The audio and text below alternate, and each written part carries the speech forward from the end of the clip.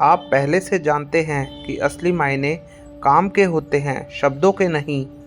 हमेशा से ऐसा ही रहा है। लोग वादे कर सकते हैं, बड़ी बड़ी बातें कर सकते हैं, कह सकते हैं कि वे एक महान काम करेंगे, लेकिन इन सब का कोई मतलब नहीं जब तक कि वे सच में कुछ करके नहीं दिखाते। इसलिए मैं हमेशा कहता हूँ, किसी को आप उनके कहने से नहीं पहचानते कि वे क्या करेंगे और क्या करने की सोचते हैं। आप उन्हें उनके असली काम से पहचानते हैं, जो उन्होंने सच में पूरा किया, जो छाप उन्होंने पीछे छोड़ी। और जब वे ये कर लेते हैं तब ही कह सकते हैं कि हाँ, मैंने ये किया। असली सवाल यही है, आपने क्या सच में कर दिखाया, आपने क्या हकीकत में बनाया, बस वही मायने रखता है। अब ध्यान से सुनिए। जब हम इच्छा, विश्वास, आशा, अपेक्षा और हाँ, प्रेम की बात करते हैं तो हम आपके अंदर की शक्तिशाली ताकतों की बात कर रहे हैं। ये सब दिमाग के दाहिने हिस्से में रहते हैं। आप इन तक सीधा पहुंच सकते हैं जब आपका दिमाग एक खास अवस्था में आता है, जब वह शांत होता है, जब उसकी तरंगें धीमी होकर लगभग 10 बार प्रति सेकंड चलती हैं। इसे अल्फा अवस्था कहते हैं, अल्फा स्टेट। और असली काम वहीं से शुरू होता है। जो अभ्यास मैंने बनाए हैं वो आपको इस स्थिति में पहुंचाने के लिए हैं। आप इन्हें रोज कर सकते हैं। ये कोई इधर उधर की बातें नहीं हैं। ये स्पष्ट, क्रमबद्ध और उद्देश्य के साथ बनाए गए हैं। जब आप ये अभ्यास करते हैं तो आप अपने दिमाग को धीमा करना सिखाते हैं। आप बाहरी दुनिया के शोर, तनाव और भागदौड़ को नज़रअंदाज करना सीखते हैं। आप अपने भीतर झांकते हैं, उस शांत स्थान में जो हमेशा से आपके अंदर है। बस ज़्यादातर लोग वहाँ तक पहुँच नहीं पाते। पहले लोग इस जगह को अवचेतन कहते थे, लेकिन मैंने कुछ ज़रूरी सीखा। अवचेतन कोई गहरा या छुपा हुआ हिस्सा नहीं है। यह कोई डरावनी या जटिल चीज़ नहीं है। हम जो असल में कर रहे हैं वह है अवचेतन को सचेत रूप से इस्तेमाल करना, और यह सब बदल देता है। इसे ऐसे समझिए, दिमाग का बायां हिस्सा तर्क और समस्याएं हल करने में लगा रहता है। हम ज़्यादातर जागते समय उसी हिस्से को इस्तेमाल करते हैं। वह योजनाएं बनाता है, चीज़ों को व्यवस्थित करता है, लेकिन दिमाग का दाहिना हिस्सा वही जादू छुपा है, वही कलाकार बसता है, सपने देखने वाला, सृजन करता। वहीं से आपके अंदर की सबसे गहरी ताकतें आती हैं, इच्छा, विश्वास, आशा, अपेक्षा और हाँ, प्रेम भी।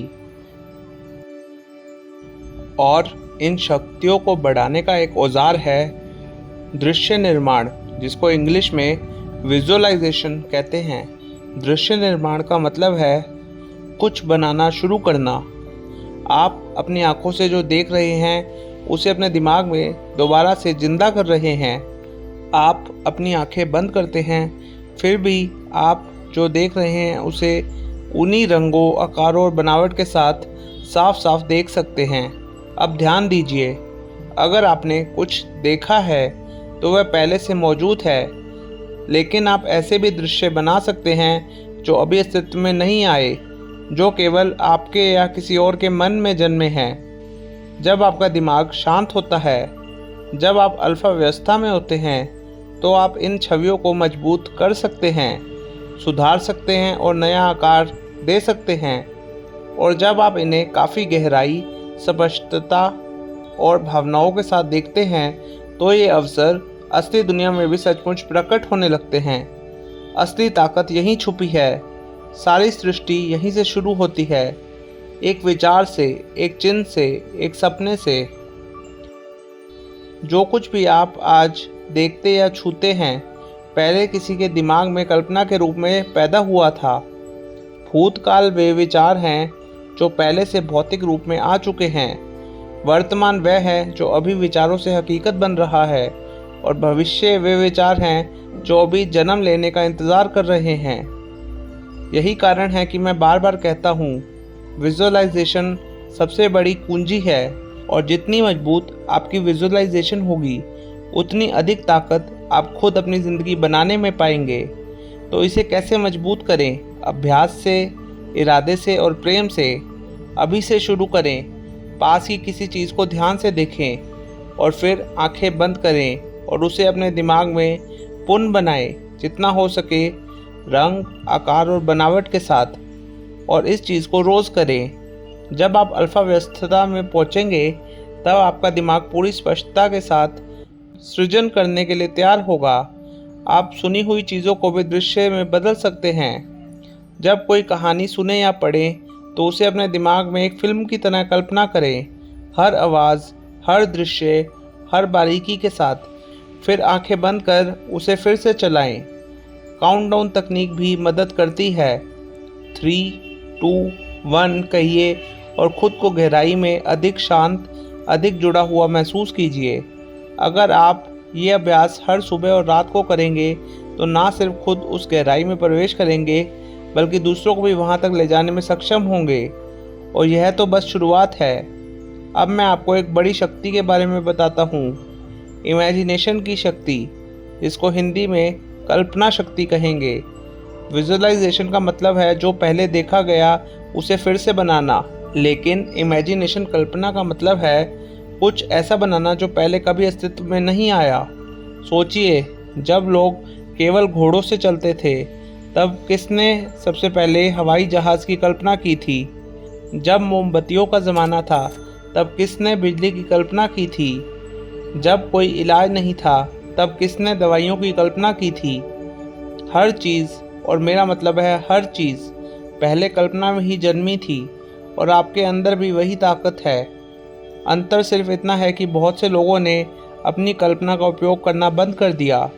वे सिर्फ यही मानने लगे जो दुनिया ने उन्हें बताया कि संभव है।